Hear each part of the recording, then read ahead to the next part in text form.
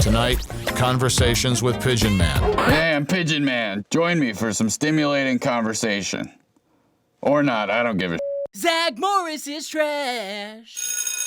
Zack Morris asks Mikey if he can borrow $300 to replace his father's new video camera. Zack accidentally dropped it off the roof while secretly filming his twin teenage neighbors practicing aerobics. Miss Bliss is teaching her class about the stock market. The class invested $50 in a small airline that recently merged with a larger airline, pushing the price of the stock up $3 and generating $150 in profit for the class. This gives Zack a great idea. He asks Miss Bliss where he can learn more about stocks. She says the library. Then he asks Miss Bliss, "Where is a library?" the question every 8th grade teacher dreams to hear. Milo tells Miss Bliss her beat-up old car is, once again, leaking oil all over the parking lot. Miss Bliss says she finally saved up enough of her school teacher's salary to buy a new car that will be arriving in 4 days. Zack and Mikey break into school at 6 a.m. Zack convinces Mikey to join his plan by promising him enough money to buy a room full of video games, a trip to Yankee Stadium, and a private jet with Justine Bateman from Family Ties as his personal stewardess. And what's Zack's plan? When he went to the library for the first time in his life, he read about a guy who made $300,000 in potato stocks in 15 minutes. So Zack wants to sell all of the class's stock without their permission and invest the money in potatoes. When Milo asks what they're doing at school this early, Zack says they're here for a special project. Then he asks Milo what he knows about potatoes. Milo says potatoes are the food of the 90s and it's National Potato Month, which is all Zack needs to hear to commit fraudulent trading before first period. Zack convinces the rest of the class to go along with his bold investment strategy with this compelling sales pitch. Therefore,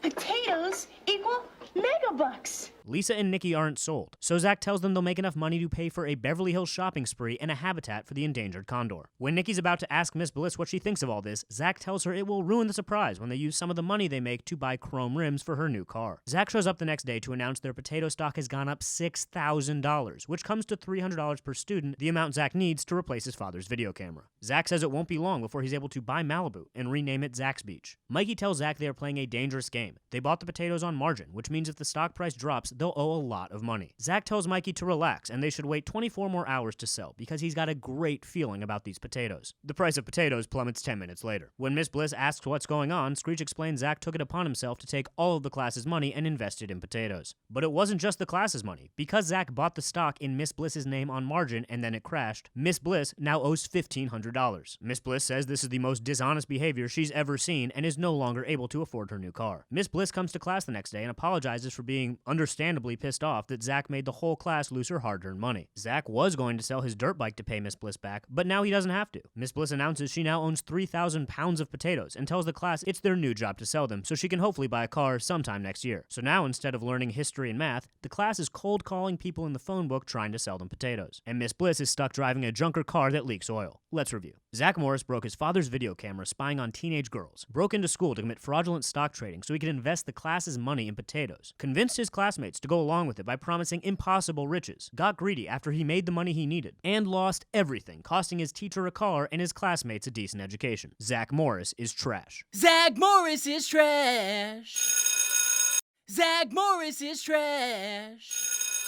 Zack Morris gets a hero's welcome at the Max after winning a track meet. Screech says he hasn't seen Zack run that fast since that time he stole a girl's bathing suit. Zack wants to hang out drinking milkshakes all day to celebrate, but Lisa says she has to go finish her family tree project for class. Lisa found out her great-great-great-grandfather was a slave who escaped and helped other slaves on the Underground Railroad. Slater found out his great-grandfather was a bullfighter. Zack has done zero research. Zack frantically rummages through a family chest of blankets and finds a picture of this Indian, and says he vaguely remembers his mom telling stories of a distant Indian relative, which is all he needs to conclude, I bet this Indian could be my ancestor. And it would be great for his presentation. Screech can even help him and be an Indian. And yes, he really says Indian 4 times in 45 seconds. Zack gives a wildly racist presentation in class the next day, drawing on Screech's face with red lipstick and handing him a children's toy while saying he comes from a long line of fierce warriors. When his teacher asks the name of his tribe, Zack mumbles Cherokee. When she asks where they were located, he says the valley, past the freeway, probably Burbank. And even though Jessie went before Zack and admitted her family used to traffic slaves, right after Lisa said her family used to be slaves, Zack has the most offensive and shocking presentation of the day by a mile. Zack's teacher reprimands him for disrespecting his class as well as his ancestors. She gives him a second chance and tells him to contact her friend to do a little more research. Zack says he doesn't have time because he needs to train for the track championship. She says if he doesn't pass, he can't compete. When Zack goes to meet Chief Henry, the first question Zack asks is why is he wearing a Dodgers hat if he's an Indian? Zack asks Chief Henry if he learned to weave on the reservation. Chief Henry says he learned at UCLA. Chief Henry wants to talk to Zack about his photo, but Zack says he needs to leave 5 seconds after walking in and being racist because he has to go train. Chief Henry is confused and thought Zack was here to learn. Zack says he really just needs enough for a 3-minute presentation. Chief Henry loads Zack up with 10 books, and instead of opening a single one, Zack takes them to Principal Belding to complain these books are too heavy and he needs an extension on his project so he can race in the track meet. His teacher says he's had a month to do the research required for a 3-minute speech and turns him down. When Zack's friends tell him they need him to pass so he can win the championship, Zack says he's doing his best while sitting in a loud restaurant full of distractions. Zack finds a picture of his relative in one of the books and brings it to Chief Henry. He tells Zack his ancestor was a proud chief named Whispering Wind who led his people, and just like Zack, his ancestors ran. Only they ran from the white man who was killing them off one by one. Chief Henry calls Zack Running Zack and gifts him a headband as a symbol of his tribe. Zack shows up to class the next day to deliver a less racist presentation that is somehow so much more racist than his first presentation. He discusses how sad his ancestors were about what the white man was doing to their people, because I'm sure this class project, done solely to compete in a track meet, would have filled their hearts with pride and joy. Zack calls Chief Henry to tell him he nailed the presentation, when he gets some bad news and we hear this racist music that presumably plays inside of Zack's head.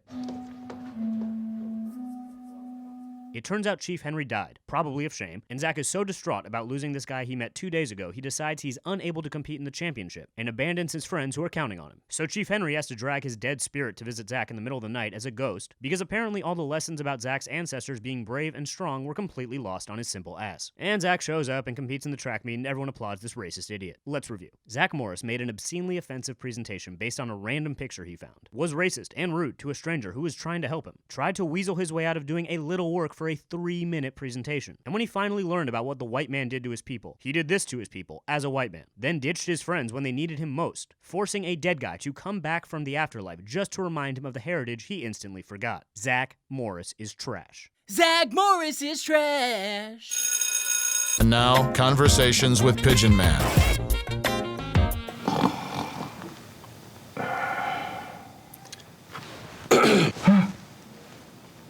Are we on?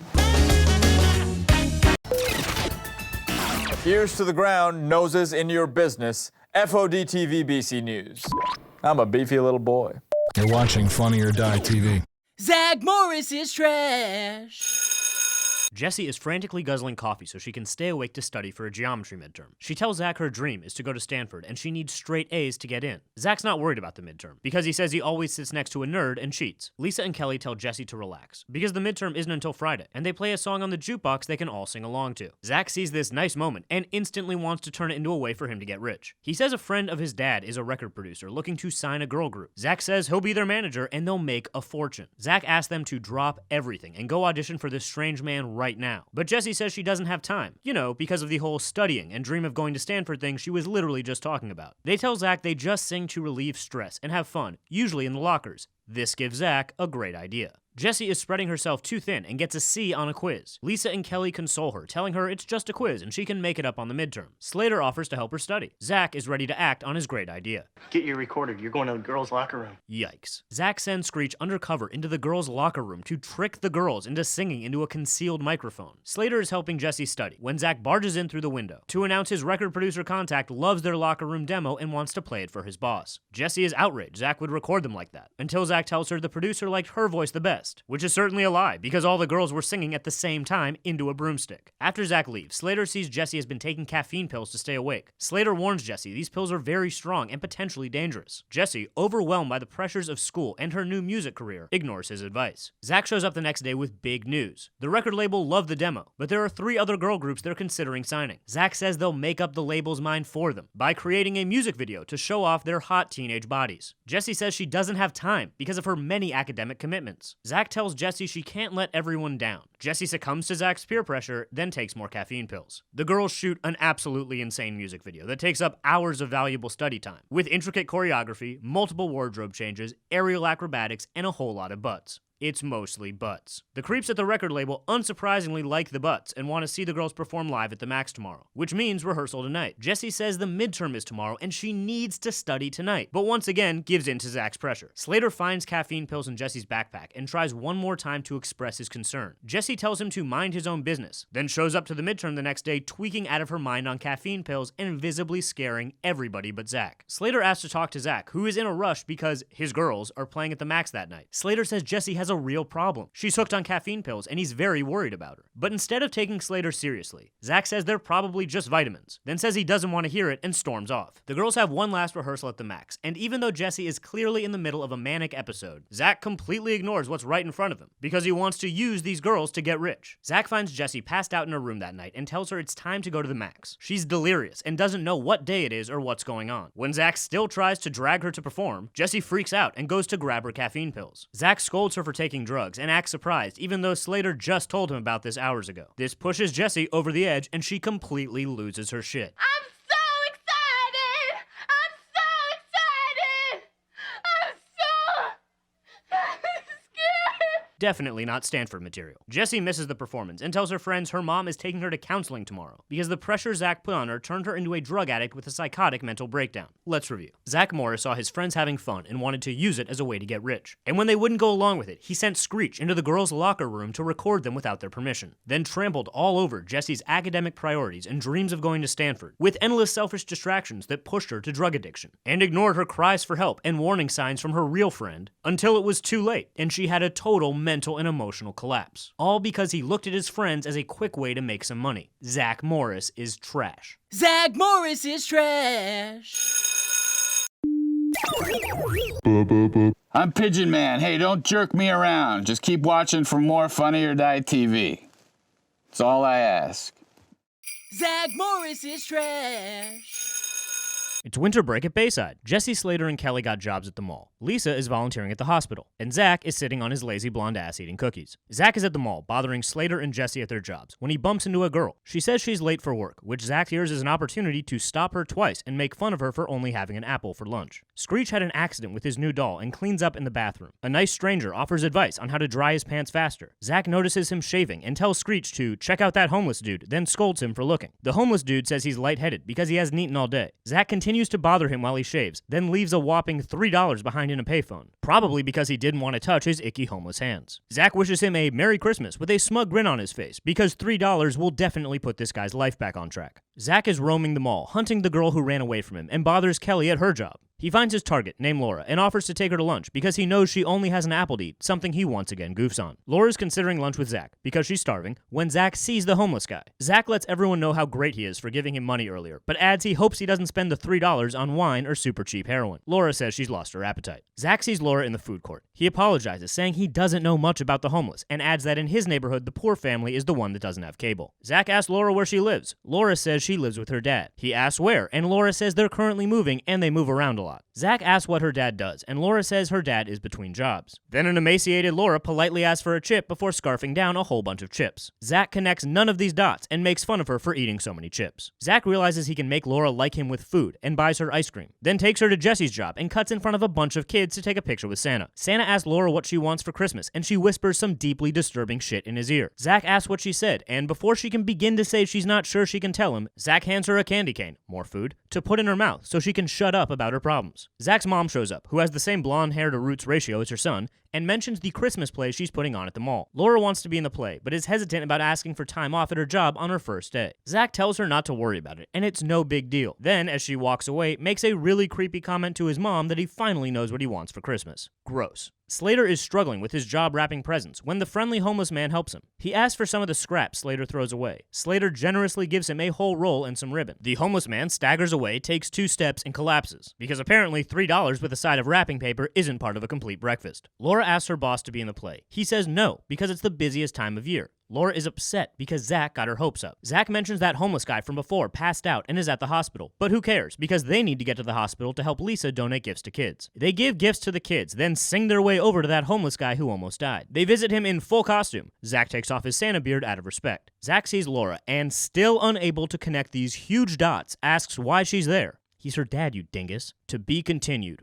Right now. Laura's dad, Frank, said he passed out from hunger. Zack gives him some of his stale leftover cookies. He invites them to his house for dinner because now he knows he can get this hot homeless girl to hang out with him using food. He feeds Laura until she can't eat anymore, then tells her the weight she put on in the last hour looks great. Zack's mom thanks them for coming over and says she appreciates having guests that are different than usual. Zack clarifies she means they're not used to guests with big appetites who live at the mall. Then Zack asks the fun and super polite question, so how did you become homeless? The computer plant Frank worked at went out of business, and he's had trouble finding work ever since, especially since he doesn't have have nice clothes for job interviews. Zack uncomfortably looks at the floor and says nothing after starting this difficult conversation. Zack begrudgingly helps his mom set up for the play and complains the entire time in a hideous sweater. Zack sees Laura rushing to work and stops her to once again use food to make her like him. Laura sees a jacket at the store she wants to buy for her dad to wear to job interviews. She asks for an advance on her paycheck. Her boss says no. Zack shows up to interrupt Laura at her job, again, in an outfit that's still not as dumb as that sweater. He convinces Mr. Moody to let Laura be in the play by promising to double his business with a mysterious whisper deal. Kelly puts the jacket aside and says she's going to buy it later as a surprise. The play is okay. It's fine, or whatever, who cares? And Laura learns her lines even though she just found out she was in the play 10 seconds ago. But Zack takes his mother's nice play about the meaning of Christmas and turns it into a big commercial for Mr. Moody's department store. Where are these clothes from?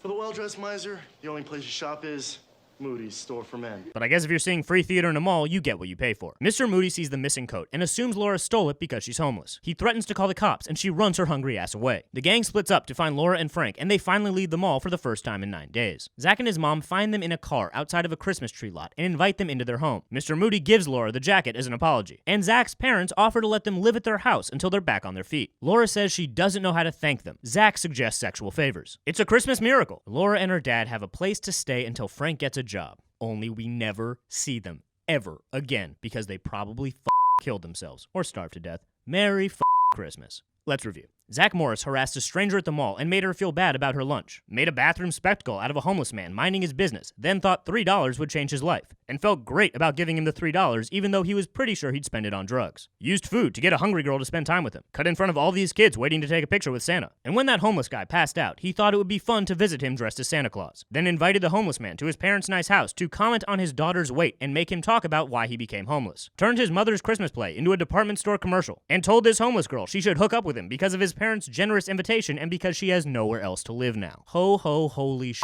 Zack Morris is trash. Zack Morris is trash. Zack Morris is trash.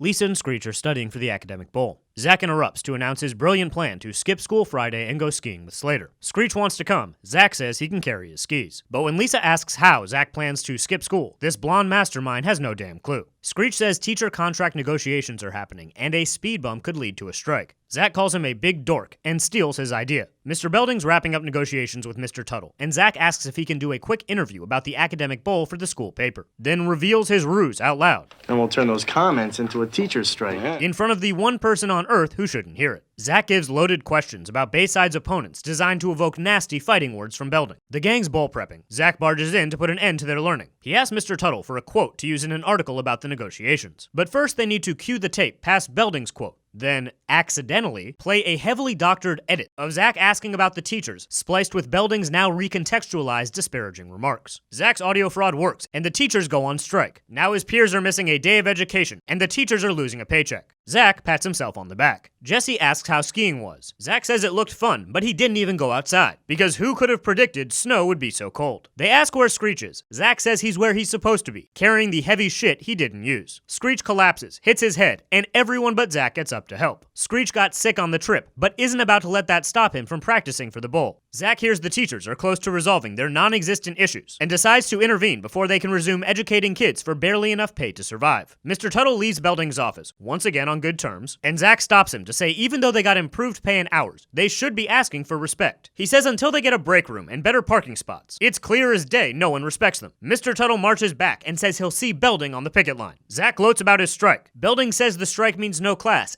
and no academic bowl. Zack's friends, who have sacrificed to train for the bowl, reprimand him for his careless actions. And Screech, who has so little to live for, breaks down in tears. Zack crashes a tense meeting about the strike he manufactured and announces he'll read these solutions Belding asked him to type up. Wink wink. Belding agrees to let the teachers use his office as a lounge. Belding will give up his parking spot so the teachers are all one space closer. Belding will use his annual bonus to pay for the faculty Christmas party. The teachers accept Zack's terms that do nothing to significantly improve their lives and all come at a great expense to Principal Belding he never agreed to. Meanwhile, the cold Screech got on the ski trip took a turn for the worse and hospitalizes him. The gang considers forfeiting, a notion Zack rejects as he canceled a perfectly good strike for this dumb bowl. The Valley team shows up, And Zack, unable to handle being taunted by nerds, says he's going to join the team just so he can kick their nerdy asses. Zack disturbs his friend in the hospital while he's trying to recover from the illness he caused, and demands he teaches him everything he knows. Screech is drifting in and out of consciousness, desperately clinging to life, but manages to eke out one single piece of knowledge, an acronym for remembering the order of the planets.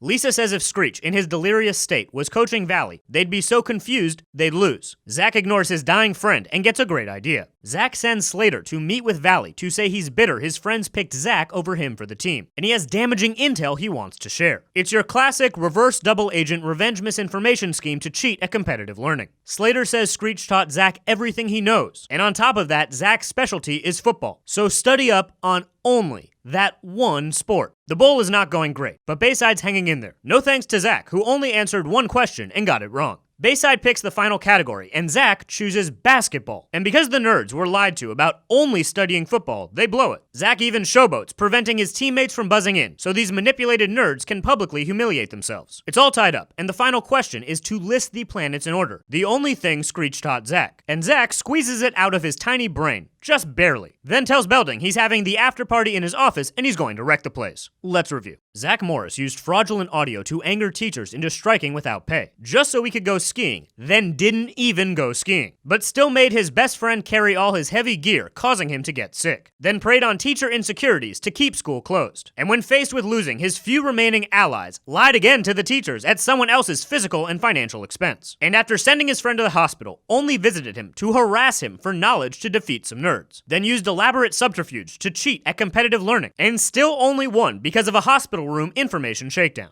Zack Morris is trash. Zack Morris is trash.